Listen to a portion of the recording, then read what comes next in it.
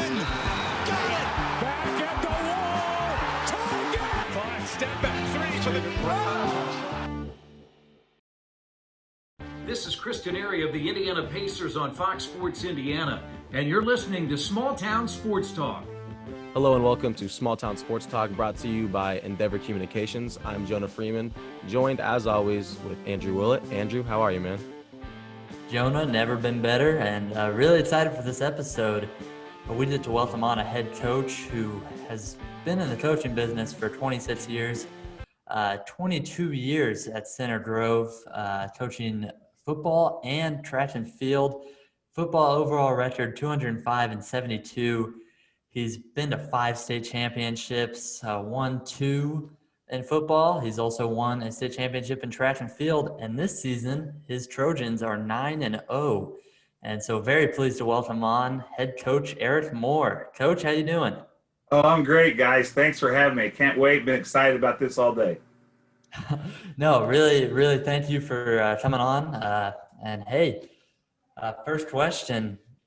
Coach, you're one of the few who we can say you've been head coaching for 4 decades, or in 4 decades now. You've done this a long time and been really successful at it over the years. So first question, what goes into building a strong football program? Well, you have to have loyal people to work with you. That's number one. Loyal parents, loyal administration, loyal coaches. You got to get the kids to buy in. And then you got to prove to them that you're there to stay. And when I came here, I wasn't looking for another job. So you come to Center Grove. This is what I was going to do. We're going to win. We're going to have a team that's going to battle and compete for championships and try to win the conference, and then hopefully eventually get to where we could win maybe a state championship. But it first started with just trying to learn how to compete to win. Absolutely. So when you were growing up, like what sports did you play? Like, did you know you wanted to be a coach, and what people were helped you out along the way to get to this point? Well, like any boy that grew up in the late 60s and 70s, you played everything. You wanted to play everything. And you even liked racing and motorcycles and fighting and wrestling and playing basketball on the concrete slabs and playing baseball when you can, playing softball. So you just played everything. But I have to say my sister married a coach by the name of Irv Baltman. Irv was a coach in Bloomington when Bloomington North first became a high school. And, he was my brother-in-law, and I used to travel with them. And I really looked up to him and watched him coach for so many years. And as I went through school and stuff, I said, that'd be something fun to do, playing sports, hopefully to get to college and play sports, and then continue to be a part of the game by coaching. And then Andrew mentioned it earlier, not only are you a successful football coach, you're a track and field coach. What is the difference there? Is there a little bit of a different dynamic, and what's it like interacting with kids on 2 different levels like that? Well, it's 2 totally different kinds of programs. Track and field's in the spring, and it's comfortable, and you're just getting back outside, and it's low key, and you don't watch a ton of film, and you're not preparing scouting reports, and it's a tenth of the time that football is. I mean, the track practices are hard and they're long, but the preparation that goes into it is not as nearly as difficult as is for football.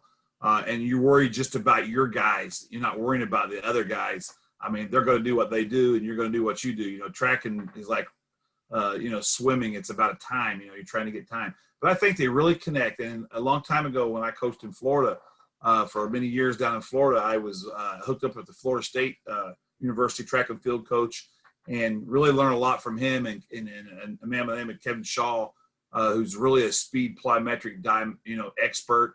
And then I would travel back to Indiana in the summers and talk to Sam Bell, who was the head of the IU track program. And he said he'd been waiting for 20 years for a high school guy that was really wanted to be interested in track, that was really wanted to be interested in football. I said, well, you got me, man, because I'm the head coach of both.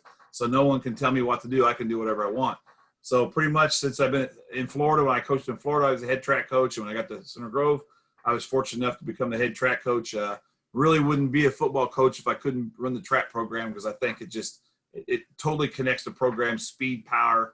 It's a great way to get away from the football field, but keep your guys in shape and teach them how to win and lose. And, there's a lot of winning and losing that makes you humble. And I think when you run track, it's pretty much you against the other guys, and no excuses. So that's what I loved about it. And I love the 17 different events and can coach them and enjoy coaching them. Actually, it gets you away from football and stuff in the spring. I know people think that's where the game's won or lost is in the spring. I don't agree with that. I think kids need to go do things and come back. And when you get there in the summer, there's plenty of time to get ready for football. Yeah, Coach, a huge track athlete over here. Definitely a big-time advocate for people from other sports coming and doing track to get ready for their main sport. But so many coaches I talk to, college coaches, big-time Division I coaches will ask me what the kid. I say he can hurdle. Oh, you have a guy that can hurdle. A DB that can hurdle is almost a scholarship waiting to happen for football. Football coaches love DBs that can open their hips and hurdles.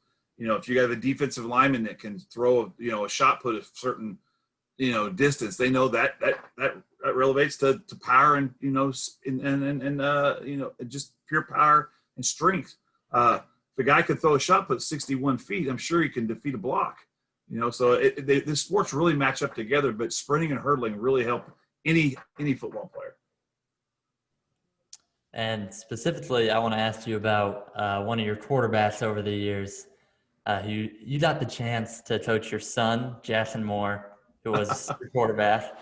And me, being the son of a dad who coached me in basketball and track over the years, I know that it's a special thing and builds a really strong relationship.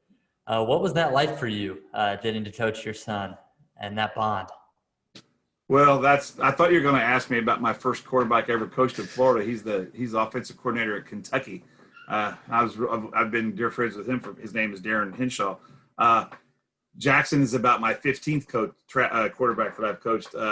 I don't coach the quarterback, so that makes it easy. I have a quarterback coach, Joe Siderwitz, a longtime quarterback coach, but being on the field every day and just seeing him being able to perform and giving my opinions about what's going on, maybe my opinion about his effort, maybe. And my opinion about the skill level, maybe. But usually I let my quarterback coaches do that. But it was an absolute pleasure, like any dad, watching your kid. I even had a better view, because I was at practice every day and on the field. But with that comes the drama of when you lose, it's your kid's fault. And when things go wrong, it's your kid's fault. And, I'm sure your dad could tell you that. But it takes a lot of people to win and lose in all sports and not just one. But yeah, it was probably the highlight of my life. Obviously, it's getting to coach my son as a quarterback. My oldest son was an offensive lineman. That who cares? But when your youngest son is the quarterback, that made it all worthwhile. And I thought he did a great job. He got us to the semi-state. We lost to Warren Central, who was the eventual state champion on down the goal line. So it was all good. Thank you. We can see the sign behind you. This year, you picked up your 200th win. A lot of time, a lot of hard work. That's the 200th win at Center Grove. Okay. So what does that mean to you? Well, that's we've won like 260 or 70 games total.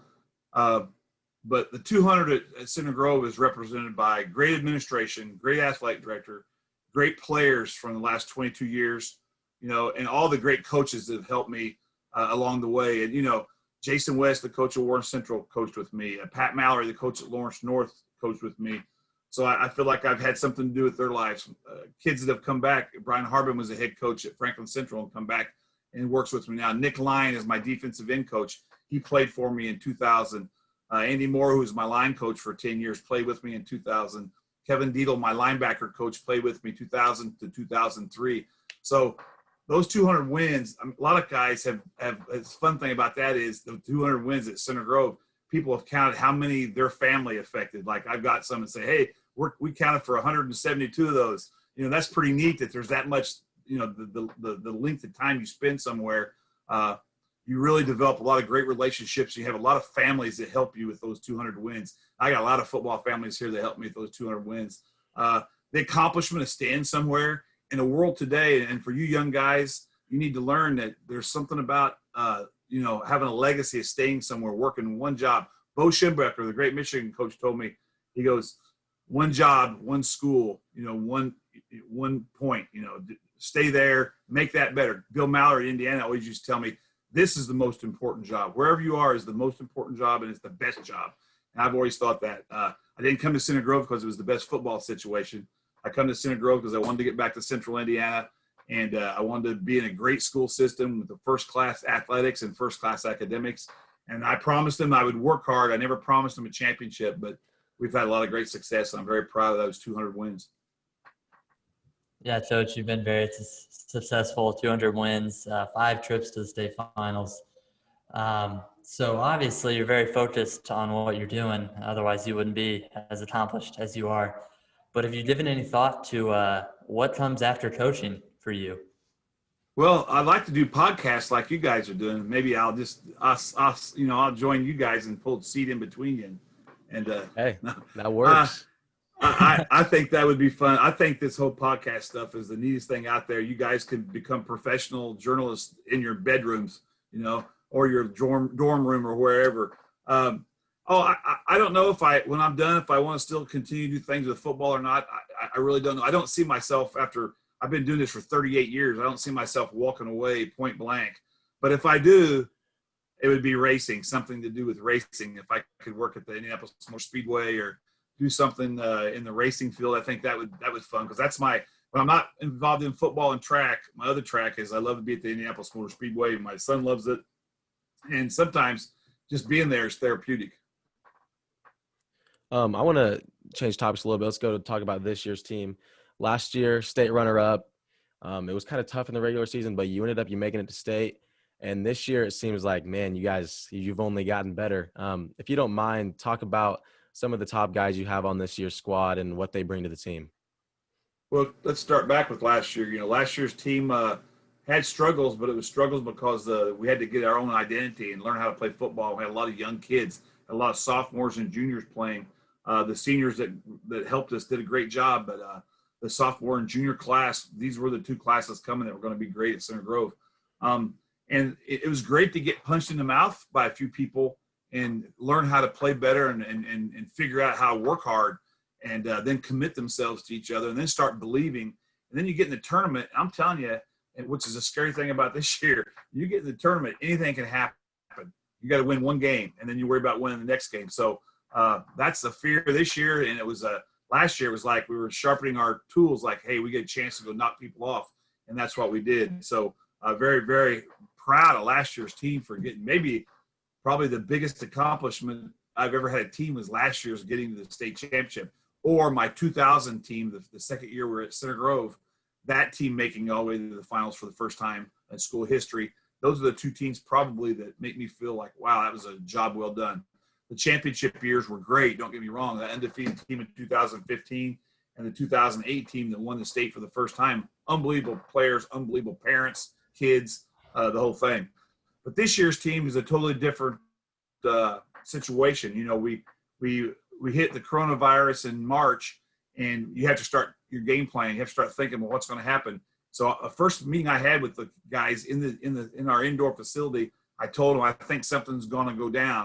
I could feel that everything was going to be shut down, but they had to remember, coming back this year, we were the most experienced football team probably in the state of Indiana. We had more returning starters that were juniors and seniors, and we were very talented. And it always helps to have great talent, but I would rather be lucky than good. And if you're lucky and you don't have any injuries and things like that, and the ball rolls your way, you'll win a lot more games than just being good. So, the team, sort of had to separate and go on its own like everybody else did till, almost July. And with that, I made them promise, when you get there in July, our expectations are going to be come ready to be a champion, not come ready to think about playing football, come ready to play football at a championship level. And my guys showed up. And I thought if anybody had an advantage over all this, it's Center Grove this year, and it's proven out to be that. About the season, we're playing a great conference, and we're undefeated MIC champions. It's probably one of the – I'm almost as proud as that as a state championship. I ain't going to lie to you, because that's hard. That's only the second one we've had. We had to be undefeated to get that one as well. We've been a part of 7 of those, but the 2 outrights are really proud. This year's team, though, has a different dynamic than last year's team because of the experience. You got to start with our defense. I think as young journalists, you're going to learn that teams and coaches that come in with great defenses have a chance to be a champion. And as much as people like scoring points, someone's always out there that can stop you from scoring that last touchdown and beat you, because it's always going to be the defense that wins. So we start up front in our defense, and we feature, Austin Booker, 6'6.5", big, tall, long, 245-pound defensive end, already committed to Minnesota. Could have went to 30 other places, big-time places, Oregon, Arizona State, all kinds of places, Kentucky, all wanted Austin, but he chose Minnesota. Then it shifts over down from him is our defensive tackle, Caden Curry, who's everybody's All-American. He could go to any school in America and play in any conference, Ohio State, Alabama, Clemson. When they call every single day and talk every single day about him, that he's an important component. Austin has great speed leverage off the end, and Curry has great speed strength up the middle. So it really, that right there defines a great defensive line. Owen Green is what we would call our nose tackle or our one technique. He's a junior, good size. And then our other side of the end is the big question mark, and that was James Schott. He's a junior as well. He's 6'4", about 215 pounds. He has great speed. It comes off the edge. So we have two dynamite missiles off the edge. But I'm going to tell you, James Schott will play until you chew his arm off, and that's what I love about him. And our whole defense plays so hard, and that's what I love about them. It's never over when they're on the field. As of Friday night, when Cathedral's got us and pretty much got us choked and on the ground, and our defense found a way to give us a chance to win the game. But that's our great front four, and then we go to our linebackers, which are probably the most experienced linebackers we've had since I've been here. Trey Clark has played for 3 years, in the middle there. Jackson Schott, the other Schott, he sort of plays in. He's a sort of a nickel guy. He can play out in the secondary and come in the box. We can do all kinds of things. He's the hybrid guy. He's going to Miami of Ohio, so he's going to be a great college football player at 6'4" and can run like a deer. On the other side, the will linebacker is Matt Holt, a new kid who moved in from Fishers this year, a senior whose family moved down into this area, and it's been a great addition to our football team. Then you go to our secondary. We have two senior corners, Dane Young and Matt Soderdahl, and they have 2 years of experience playing against great MIC receivers. So they have to climb the pole all the time because those kids in the MIC are so tall and so gifted on the outsides. And our safety, Braden Specker, he's probably the only kid that coming back on the defense that's still working himself into the safety position. And Mitchell Evans, as a kid, I moved from running back to safety this year. So that's our solid defense. Our kicking game is awesome. Austin Watson, a great kicker. He's already got a Division II scholarship offer.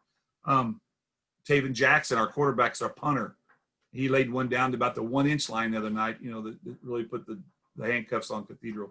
So our defense and our kicking game is very good. Our offensive line is probably the most inexperienced part of our program this year. We graduated 3 guys last year, so we had to replace 3 this year. I started out with a boy from Motown that his family moved over about 10 years ago, the Burris family. And Sam Burris is a striking 6'10", 320-pound Sasquatch that we hang out there at right tackle. Next to him is 5'10", Jordan Cox, who's a junior. Now Jordan looks 4'2" when you stand next to 6'10", but he's really not that small. Our center is a kid that played here for 4 years, moved to Michigan, and the family moved back over quarantine. Carter DeGraff, he's going to Central Michigan or Western Michigan. I can't remember which of the direction of Michigan's.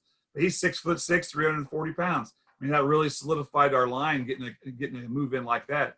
Our left guard is AJ Weesey. His brother Austin played and started for 3 years, and Austin starting as a sophomore. We're proud of him for that. Our left tackle is Braden Sturm, and he got injured last year, so he's been it's fun to watch him get back. Our tight end, who's going to either Butler or Valparaiso, is Garrett Keith. He's 6'4", 225 pounds. Quarterback, obviously, is Taven Jackson at 6'4", about 185 pounds. Talented kid, got a lot of offers to go places. Our running back, number one back is number 30, the Warhorse, Carson Steele, that broke the touchdown record at Center Grove, a 22-year record at Center Grove, and a 22-year record of career yards. Our halfback is Dan Weems, excellent junior halfback who'd start for most everybody else but us this year. And our wingback is Connor Delp, who plays the slot as well. Is a great track kid. He got great speed and great hands. And then our split is a little guy out there that no one ever gives respect to, and he's 3 catches away from breaking the school record. We're excited about that. That's Trent Veith, not Veith. Everybody's been calling him Veith, and I just fell into the trap. But Trenton Veith is an excellent young man as well. So real proud of my team and what they've accomplished this year, and hopefully we can string together the drive for 5, baby. Jonah, do you know what is ridiculously fast? What's that, Andrew? Endeavor Communications internet speeds. That's right. In Indiana, basketball is everything. And if you're anything like Andrew and I, you are always streaming basketball, your favorite sports, or just your favorite shows. And hey, you're always going to need Wi-Fi. Ridiculously fast. Endeavor Communications provides Wi-Fi perfect for watching the big game, streaming your favorite shows, working, studying, and gaming all at the same time. Not only is Endeavor fast, but when you go with Endeavor, you support the whole community. Endeavor Communications is proud to serve and support our local community. From homes, education, businesses, Endeavor will keep you ahead of the game. You can find out more and see for yourself at weendeavor.com. That's weendeavor.com. And tell them Smalltown Sportstalk sent you. Coach, wow. Before I ask you about a little more about last year's state championship, first I want to know, what's it like getting phone calls every day asking about some of your players from Alabama, Ohio State, Clemson? Well, it's humbling, and I'm not gonna lie. It's neat when you look down at your phone and Nick Saban's calling, or you look Right. at your phone and Dabo Sweeney's calling, or something like that. But it's not for me. They're calling for Caden Curry. Don't take the bait. But it's gratifying. You feel like, hey, your work you put into this is paying off, and you love that it's paying off for these kids. I love to help Indiana. I love to help Central Indiana. I'm a big IU. I played at Indiana University. I want them all to go to IU. So, I got to be open-minded about it. It's the player's choice. But it's fun to see that the rewards of your program, your kids are being rewarded for hard work. And it also sets the tone for everybody else that's younger. Hey, when you play at Center Grove, or you play at Ben Davis or Warren Central or Carmel, these guys are going to come in and give you a chance and give you an opportunity. But we love the fact that now at Center Grove, we're on the map about that. And it's great to have the big-time schools come and look at your kids. Yeah, you've got an awesome group of kids, a great team. It's really been one of the most dominant seasons, at least we've seen at Center Grove since that 2015 state championship team. So I want to ask, how did last year's loss to Carmel in the state championship kind of fuel your season this year? Well, you might be the 247th person that's asked you that. And in the spring and summer, I used to get angry. Now I'm just teasing. You know what? There's a little bit of fuel to it, but we really haven't used that. We got there with a team that probably shouldn't have got there, and we feel fortunate about that. We always have a saying that none of our opponents have faces, so we don't know who it was, and we don't even talk about who beat us. We just talk about trying to get back there and winning. I think I really don't try to draw a lot of motivation off Carmel beating us as much as we know the map. We know the ingredients it takes to get to the Lucas Oil on Thanksgiving weekend. How bad do you want it? And that's the big thing. I put it down that, like, I had a team meeting with our guys today before practice. It's like, push the plate to them. It's your season now. The regular season's on the coaches. The playoffs on the kids. It's about how bad you're gonna have to spend 6 more weeks doing this, 5 more weeks for sure. Or you could spend 1 and feel worse than you've ever felt in your life. I told him today, hey, when you lose, it sucks. But when you lose after being undefeated in the playoffs, that has to feel terrible. So we're going to use that as a motivation more than Carmel beating us last year. But it was a disappointing situation for us last year, as we played very poorly, and then we played unbelievable. So we sort of took the unbelievable half and rolled that into this year. Really didn't talk about the first half and just talked about all the things we did great in that game in the second half. And heck, I really couldn't tell you the score until about 2 months ago. Someone said it was 2017. I feel like it was 35-4. When you lose, you feel like you got beat by 40 points, no matter what the situation is. So this year you have Columbus North in the first round of sectional, and then obviously you just keep going until you lose. The goal is to win another state title. What do you guys have to do these next couple of weeks to get ready for Columbus North? Well, first off, you got to respect Columbus North, because they're a tough football team.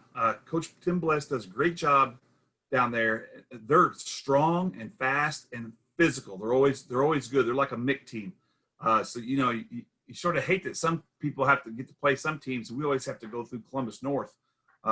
because, you're just one play away from losing someone that could take you to the next level. But we're going to have to play a tough physical discipline game to beat them. They have a good record this year. They're 7-2, and they've won a lot of games just like we have. So it's going to be two teams that are used to winning. And like today, I told our kids, somebody's got to give up. And whoever gives up, eventually will lose the game. And then if whoever wins that game, then it's probably got to battle, a good Columbus East team or a Franklin Central team that's getting better every week. And then the third step, then you go back to the Indianapolis Regional, and you got the Warren Central, North Central, Lawrence North. And those are 4 good football teams. And if you're lucky to win that, then you got the other side, the west side semi-state, where you have all the teams, in Brownsburg and Pike and Avon and all those, and Ben Davis and all those teams lurking to take you down. So it's a hard road. But I'm going to tell you, because it's a 5-week tournament, the first game of the sectional, I think, is always the hardest. Coach, I want to ask, is it because you've got the bye, you don't play until October 30th, is it harder to have a bye week, or are there advantages that come with that? Well, there's a lot of advantages. Rest, getting some guys better that might be a little bit dinged up. But like I explained today to my team, it's not the NFL bye where everybody's going to Costa Rica and flying out and taking 6 days off, and then they'll come back next Monday. They get paid to play football. You guys don't get paid. We got to stay in shape, and that's always my biggest thing. I'm a track guy. I want my team to be fast and in shape all the time. So we've not had any physical contact, but we've done a lot of things physical to keep our feet and our legs and our back strong for the tournament run. We're not playing to win one game. We're playing to try to play 5 games. And I think that's got to be the mindset. If you're just there to win one game and you win that game and everything's great, then the next week you have a collapse because your body's not ready. We're going to have our bodies ready to play for 5 more weeks. If we're good enough skill-wise to make plays and we're lucky enough to get some good bounces, we go from there. But the bye week can be a good learning process from that. You get more time to study your opponent, and they get more time to study you. They get to rest and are ready and more ready for you. Honestly, we're going to go to Columbus North, and it's going to be the Super Bowl for them. They get the number 1 undefeated team in the state rolling down. I know I'd be sharpening my knives and loving that. So they have nothing to lose. We have everything to lose. And, we got to keep our focus for this 10-day period. Now, we won't every day. I don't approach every day this week as Columbus North. We're approaching every day as we're getting Center Grove better. Because there's one football team out there we know that can beat us, and that's us. You can beat yourself by not getting better. Absolutely. Coach, you said it. The goal is to go and win or try and go get 5 games here. This group of seniors, they began their football careers as freshmen. They won the sectional. Sophomores won the regional. Juniors won the semi-state.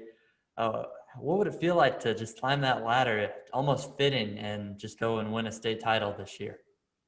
Well, it's hard to think about that now with this group, but when you think about it with groups in the past, it's not the actual game that you think about. When you win the state, you think about all the ways and all the people that helped you get there, and I always think of all the other players that didn't get the chance. It just runs through my mind, and sometimes on the drive home after a state championship, you just think about all those boys that watched you win tonight that would have loved to have that opportunity.